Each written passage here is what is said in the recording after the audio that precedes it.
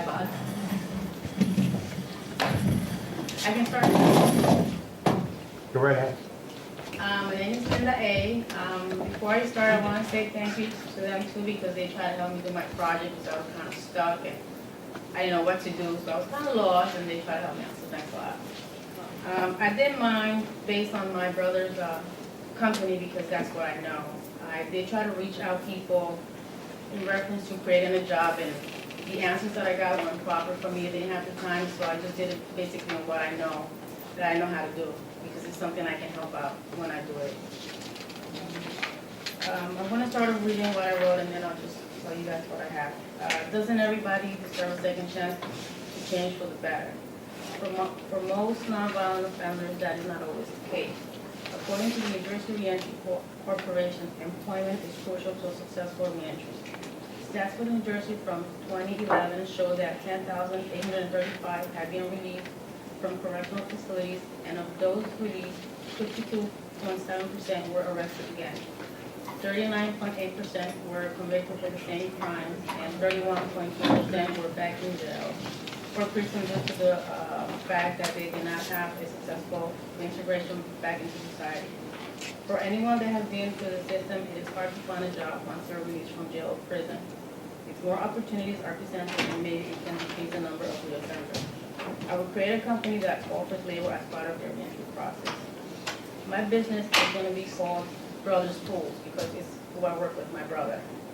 This company will strive in providing quality service in every aspect of pool construction and maintenance. As they become employees for the company, they will be expected to be efficient and professional in the workplace. No prior experience will be necessary as the job is training on site. Employees will be trained in pool maintenance, repairs, handling chemicals properly, and everything that has to do with pool services. A positive work environment that will teach the importance of communication, responsibility, and trustworthiness. There will be zero tolerance for drug and alcohol in the workplace. Anyone found to be breaking those rules will be terminated immediately. I would also incorporate the health of probation or parole office to report back anything that would be a violation to the rules as the ones that we have set for our job. Candidates will have to be referred to the company by probation officers. They can be referred if they are in halfway houses.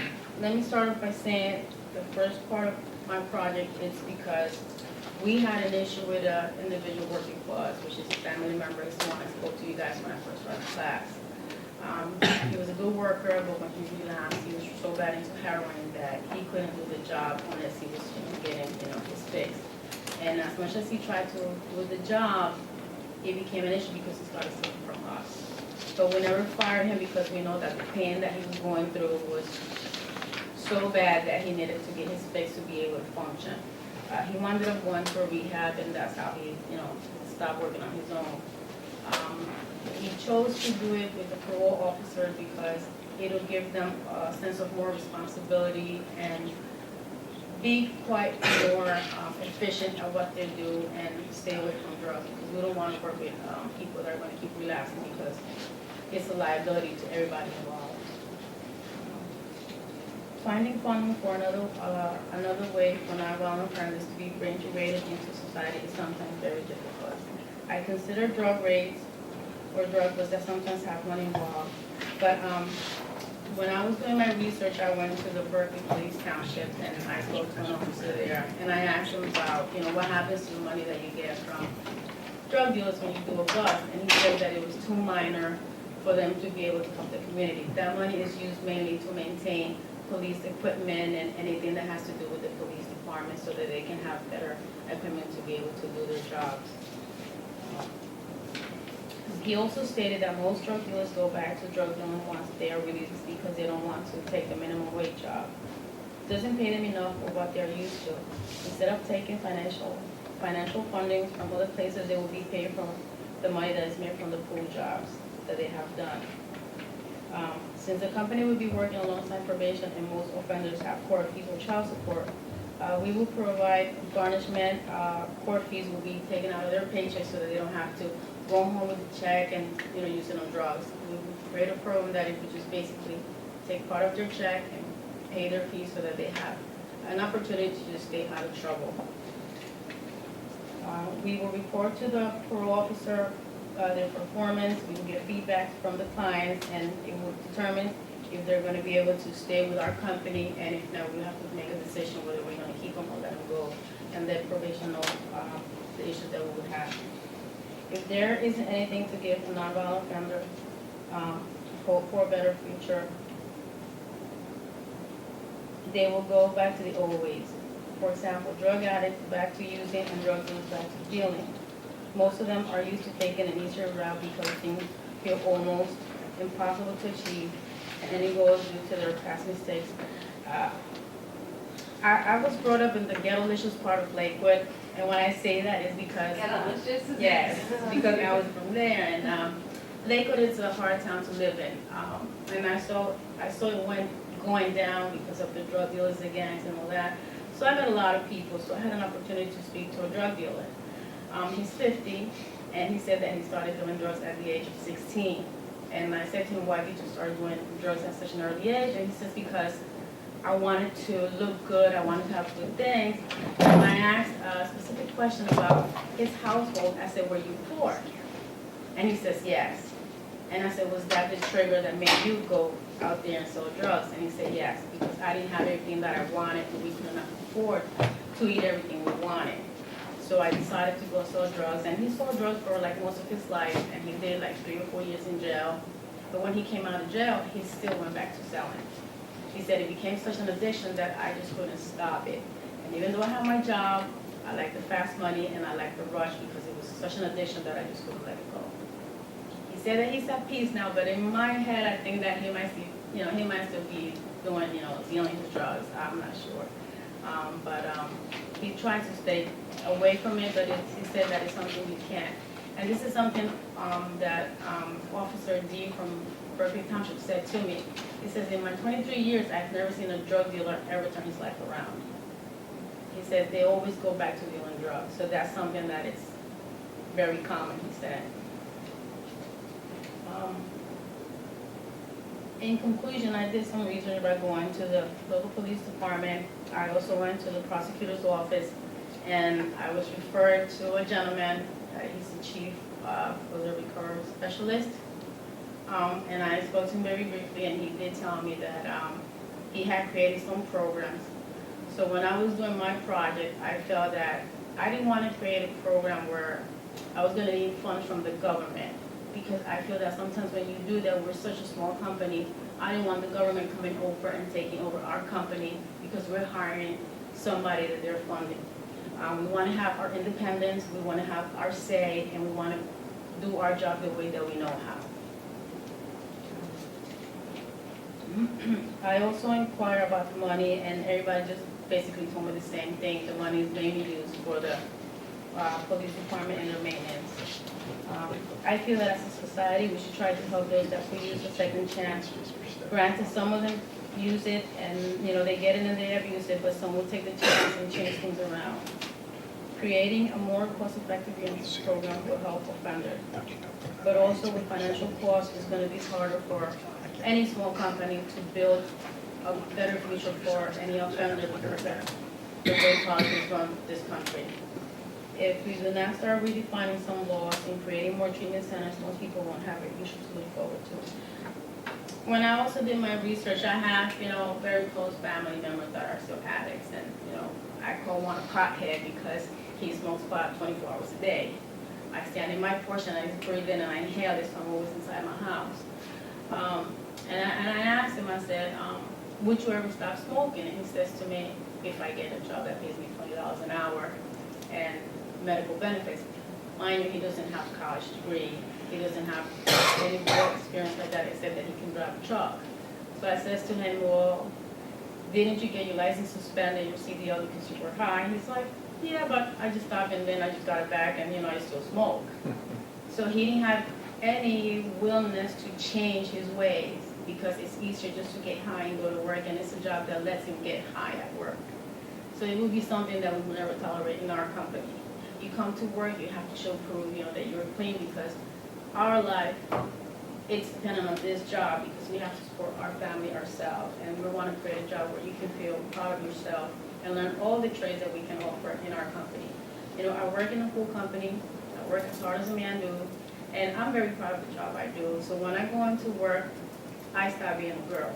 I become a guy. You know, I dress like a guy, I look like I'm gay, but I'm not. But, you know, it's just, That's on camera. but it's the truth. This is who I am, and this is how I am at work, because I blend in with my company. I'm a team player, and when it's a team player, I put my family's number on top of the line, because it's something that my brother worked really hard for, to bring it to the top of the work side. So if I'm gonna hire somebody that it's an offender, whether it's a drug addict, in recovery, or a drug dealer, I'm gonna be demanding, you know, the best that he can give me, because it's our company, it's our name on the line. But we don't discriminate. We hire girls, we hire guys, you know, we treat everybody equally. There's no discrimination in the job site. If you gotta do construction, you're a girl, you better go and burn your hands too, because that's how we like to work. It brings our name up, and it's my pride. So if I'm gonna hire anybody that's wanting to work, this is how we're gonna do it. Strictly, you know, drug-free, friendly environment, and we want to create a friendly atmosphere so that when they come in, they're not discriminated like my family members were. They get turned away because of their criminal history. One of them was in jail because he stole stuff from, you know, store and a bank, and right now, that's the stamp that he carries everywhere he goes. He can't find a decent job, he's got a child. So when I look at all these things, and I think about creating a job, these are the things that I think everybody deserves a chance. And with my company, that's what my company would be about, giving you a second chance. Doesn't matter your skin color, doesn't matter who you are, you have an opportunity as long as you're straight and honest. That's it. Thank you. Do you remember the video I showed about, you know, the guy with the British accent who talked about the Portuguese government and how they changed treatment? They took all the money from law enforcement and they put it into creating jobs. I was curious because with your brother's company, you know, what I would have liked to have seen you do. It was fine, but I would have liked to have seen you talk to them. Of course, they may not have talked to you about it because I went through your paper and listening to you, you really tapped into them. Okay, I don't know if anybody picked that up, but the prosecutor, Berkeley Township, the rhetoric's the same. We don't get that much money. We don't, you know, and yet they're buying new cars. They're hiring guys for $100,000 as special appointments. And it goes on and on. Gavin knows, Bill knows. We've been researching it. But if you listen to, what was that guy's name? Does anybody remember the guy, the video? The British guy? Red City It's in my notebook. Yeah, it's in my notebook. He, you know, he said it. He said they offered money to companies to hire people. And it was an incentive for the company as well. And I know you had referenced you didn't want your company to be taken over, but there are contracts to preclude them from being able to do that. And it might be something your brother might want to look at, because they would be giving him money to be almost like a rehabilitation. It would be vocational rehabilitation connected to it. But good job. Thank you. Thank you. Who's? IT. Why we It's love okay. you, George. Well, people just end up staring at that instead of like looking at Your beautiful face. oh no. Shannon will get in the right position to look at. Maybe I should have used I'm that. ready. So, you know, my premise for this is that the system is basically broken. I'm an idealist. I was a philosophy major, so, you know, I'm presenting the ideal, and then, you know, if there's any ideas that can be picked apart by the vultures in government, you know, they can utilize it, and that's fine. All right, so my concept for rehabilitation work program would be a complete paradigm shift away from the war on drugs mentality, in which the addict is treated like the enemy, rather than the substances and/or behaviors involved treated as the issue at hand. Humans with addiction should not be enabled, but likewise should not be punished punitively for the way their brains are wired, for the impact of their generational socio-economical conditions, for the outcome of their environment impacts, for the synthesis of their guardian's application of parenting skills, and most certainly they should not have to pay the consequences for having followed doctor's orders regarding pain management-related addictions. These external conditions leave addicted persons minimal recourse, and in relying on survival instincts, they have fallen into the Chinese finger trap of addiction.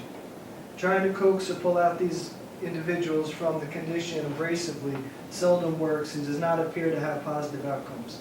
Implementations which treat the individual human or the habitations of the human appear to have many more positive results than simply attacking the scourge of substance abuse. With that said, I recommend that when less intrusive interventions have proven futile, that a long-term 12 to 24-month lifestyle rehabilitation program would be a preferred alternative to spoiling humans in a veritable root cellar, which we currently identify as a prison industrial complex. Drug addiction is not simply a symptom of an illegal black market, an unregulated white-collar prescription market, or a population of undesirables rising up to undermine a civilized society. Rather, it's an epidemic which has its roots within the economic and other inequalities of our society, overt violations of our right to life, liberty, and the pursuit of happiness, and the mandate that we as citizens must attend schooling for 13 years with minimal, if any, preparation regarding applicable skills, which would translate to greater likelihood of success in adult life. Grammar school taught us the basics. Middle school prepares us for high school prepares us for college, and college prepares us to be in debt unless we win the lottery by guessing what business venture will be profitable in the future. Moreover, the lower percent of students academically who engage in learning more practical vocations are able to be educated in high school through a vocational school, in lieu of high school, or soon thereafter with minimal debt for learning practical skills. Fixing the education system is vital, but from a corrections perspective, this current model displays a good place for us to start regarding reformation of addictive behaviors and rehabilitation of humans.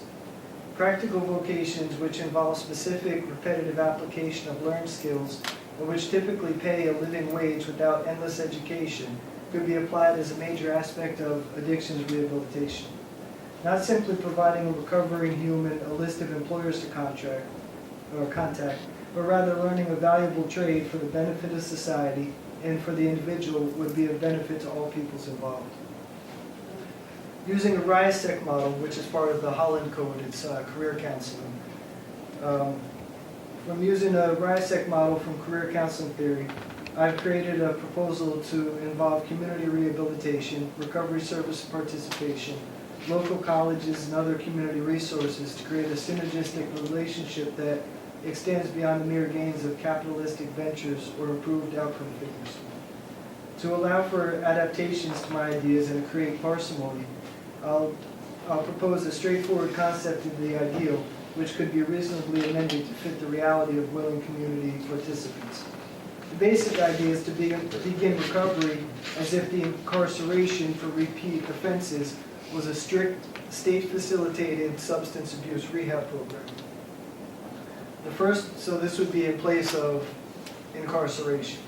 Because you're incarcerating people anyway, you might as well actually make it a rehab. Yeah. The first 6 months would include a 1-month blackout period of no contacts outside the facility, as to acclimate the individual to being present in the program rather than to outside influences. This could be extended within reason pending the behaviors of the individual orienting the program. The first 3 to 6 months would be basic education about the work programs available, attribute personality testing, and wraparound recovery and assessment services in-house, but would begin to focus a participant on identifying a particular field of work based on the personality, interest, previous work history, aptitude, level of education, and other peripheral factors within this range. The second phase would be the next 3 to 6 months, and it would be inpatient education on the basics of their field, including certifications that are equal to or likewise accredited by local colleges, businesses, locally or nationally accredited organizations. During this period, brief passes would be allowed, not exceeding 48 to 72 hours, based on individuals' behaviors in the program, their desires, their availability of family or community supports, and based on clinical input, because they'd be seeing a counselor regularly in the program. These brief outings would allow an individual the opportunity for a virtual short leash to begin applying learned coping skills and to assess ongoing needs, giving them enough rope to hang themselves for a short amount of time or be successful. The next 3 to 6 months, the third period, would be completed in an established supporting living residence or halfway houses, which would be funded for and entirely composed of individuals within this program, and staffed with sufficient clinical staff, case management, and correction staff. This would also initiate a second phase of work education, which would include applying learned skills in a job 20 to 40 hours a week, community service, ongoing counseling, and groups. The facility would continue to provide shelter, food, and other needs. The money earned from work would mostly be distributed back to the program for cost of residency, similar to a student loan. Although a percentage no lower than 10% would go towards a stipend the individual receives upon successful program completion and towards compensatory for desired items within the program or local community. The final stage would be another 3 to 6 months in which participants continue to work at least 30 hours a week and reside in program communities, which they could remain within without limit via self-pay or government subsidy, but which would continue to be funded by the program for this initial transition period, this 4th period. Counseling, case management, somatic health, corrections, and law enforcement, as well as peer-led supports, would be immediately available within the community for all residents graduated or currently engaged and remaining in the community. And engaging in positive community activities would reduce or freeze interest on program restitutions. Scholarships to reduce amount of restitutions would be available for model graduates. Regarding the actual occupations, the following would be recommended routes to adhere to community needs, availability of brief education programs, and to fit within the range of careers identified by RIASEC. I listed 8 just to get kind of a skeleton model. Medical, which could be medical and coding, CNA, working towards nursing. Landscape and design, lawn maintenance, moving towards a specialty. Cook, basic food prep towards a specialty. Auto mechanic, basic maintenance towards a specialty. Building restoration, being a helper, working towards a specific area. Farming or ranching, basic towards a specialty. Business, being a clerk or an assistant towards entrepreneurial. And computer/IT, basic computer skills towards an IT specialty. The program could easily be modeled in Ocean County with initial education through OCC, Ocean County College, although ideally the participants could be relocated out of the county to be removed for some time from people, places, and things as local community triggers. Here's a sketch of possible educators in New Jersey within different counties as an example. The medical CNA program could be OCC. Landscaping could be accomplished through NJAES, which is at Rutgers, Middlesex. Culinary could be at ACC in Atlantic. Auto could be Lincoln Tech in Bergen. Housing repair could be under a certified foreman to restore Camden County. Farming and ranching could be under experienced farmers in Warren and or Morris. And computer IT, I wanted to put something in Southwest Jersey because nothing was there, so I just put down Salem. And business could be a New Jersey Professional School of Business in Essex. These placements would allow for guaranteed pay to educators by the correction system, a reasonably negotiated education cost by the correction system, availability to place individuals throughout the state to maximize recovery strengths, mitigate local triggers, and would allow for improved systems navigation and utilization of local resources.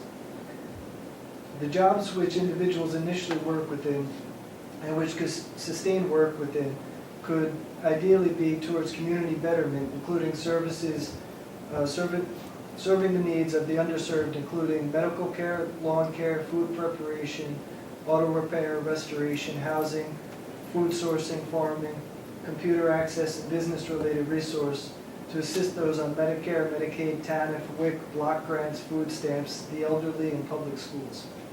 Although these services would not ideally compete with unions regarding bidding for projects, the side effect may be cost-cutting of inflated services, which would reverberate as savings throughout the local and state budgets. Lastly, a program like this would convert law enforcement and corrections from a primary role of enforcement and punitive implementations towards a more supportive community role, which would likely increase morale and community support for policing via mutual support and respect.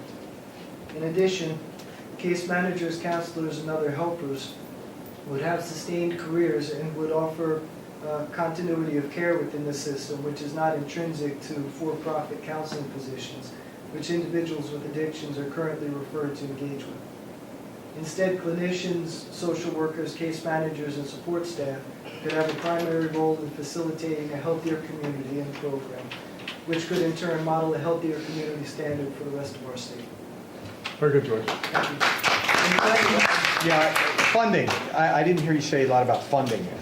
Yeah, well, in one of the previous presentations, it said that the cost for incarceration right now is like $67,000 a year. Right. So it's intuitive that this would probably cut it in half at least. So you Okay. already have the funding.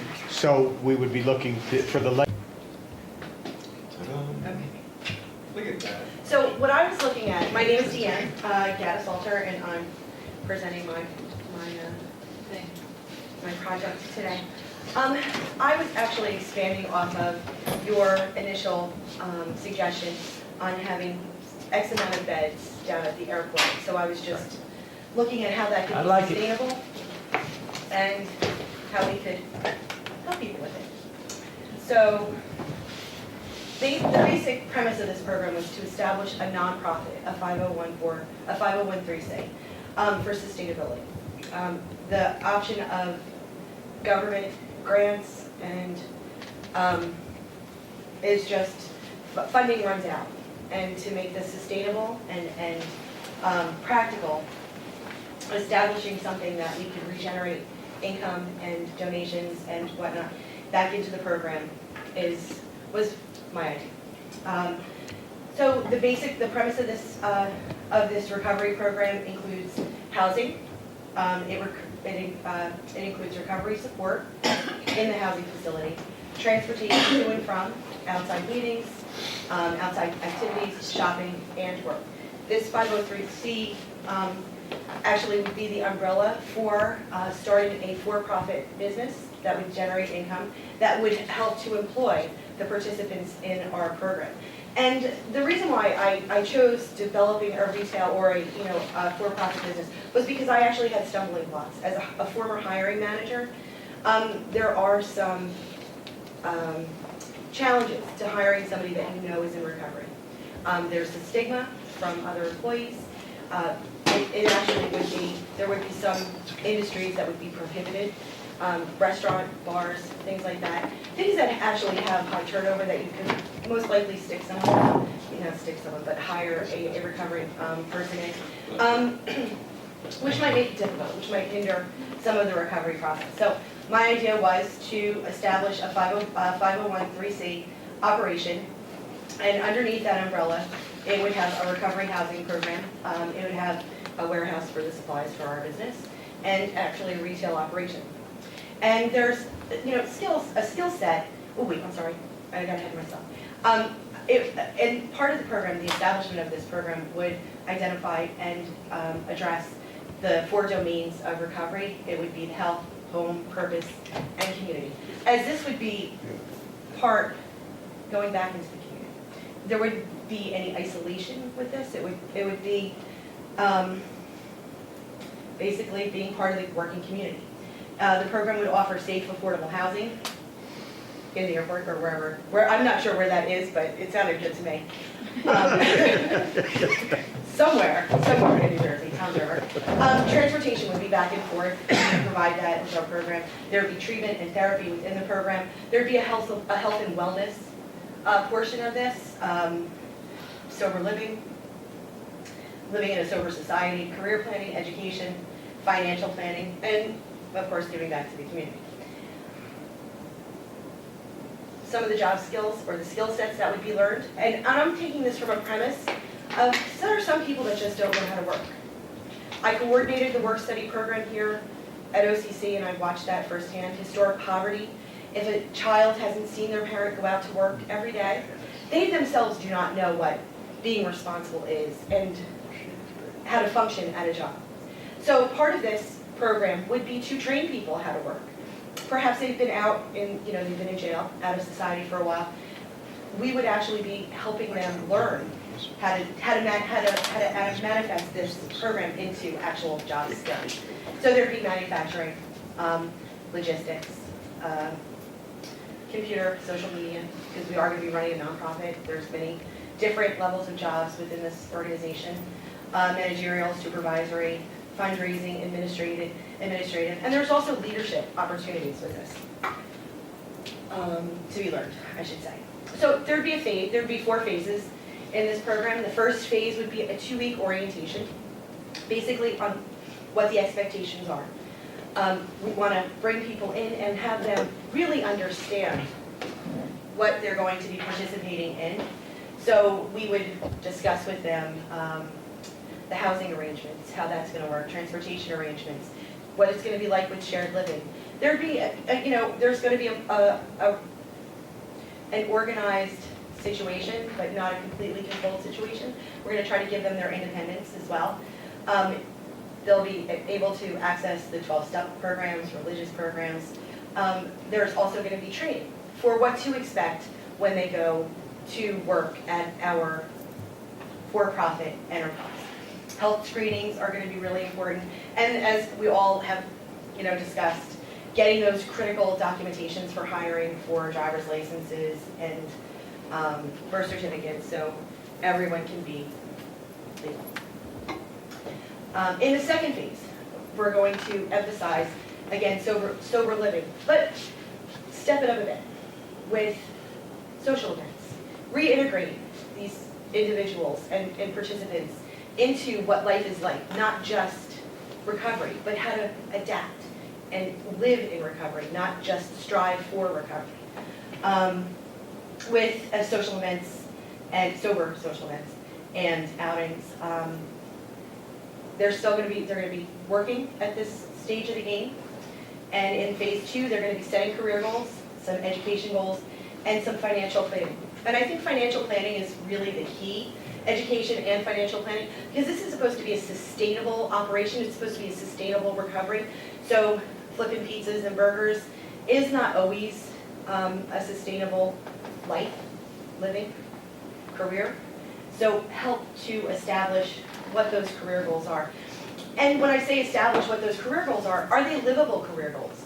I would love to be a rock star. It's just not feasible. I would love to make $1 million a year. It's not feasible. What we want to do is assess what an individual's actual career goals are, and then in the financial planning stage, look at their credit score, look at their credit history. How far are they behind on child support? How can we manage this money? Because that's a big stressor. It's a big stressor for me. My kid came home from college this week, and he's like, I want a car, I want this, I want that. I'm almost had a heart attack. Money is a stressor. So finding out where they are financially and what their career goals are so we can meet those financial needs. In phase 3, it's still a continued of phase 2, but we're going to step it up a little bit again. Continued recovery plan.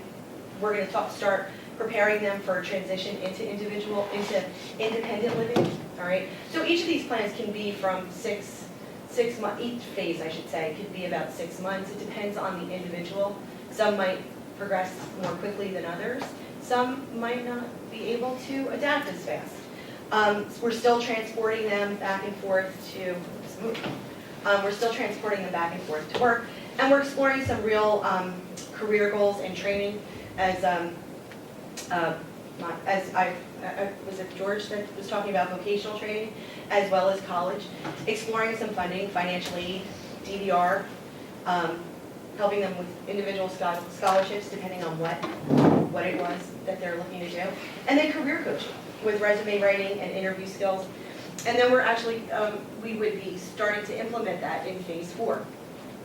We're going to be moving them out into independent living. And in phase 4, we're going to be transitioning these individuals still in their recovery plan, still connected to our organization, still working, but helping them finding the career or the job that's going to be sustainable or that will help them sustain their recovery and their life. And it doesn't end there. So we would be helping them with the application process, coaching them through their hiring process, We'd also be working with them once they were hired at a job. We would help them with basically learning their job. They don't have to self-identify. They don't have to tell their employer that they are a recovering person. They can if they choose, but at this stage of the game, they don't have to. But as we would actually be career coaches, or someone would be a career coach at that time, helping them with monitoring their attendance, talking to them about what their job functions and duties are at that particular job, and helping them work through it so that they can transition and have a successful career there. So we're transitioning them into individual living. We're assessing them based individually. We're meeting them at work. We're helping them with their wellness, bringing them back to the community so that they're active participants. And then this is the phase 4. Again, we're continuing to job coach. As I discussed, medical history, I'm a little ahead of myself. And then they're done. And then they graduate, and we give them a certificate, and we hope that they want to continue as volunteers and participants in our program after they're done. And hoping that they've had such a good experience that they want to keep coming back and they want to give money because it's a nonprofit.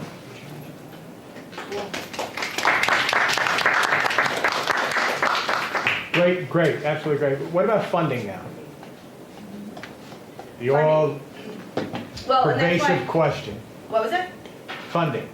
Funding. Yes, that is a big, this isn't something that can be satisfied with a big sale. Right.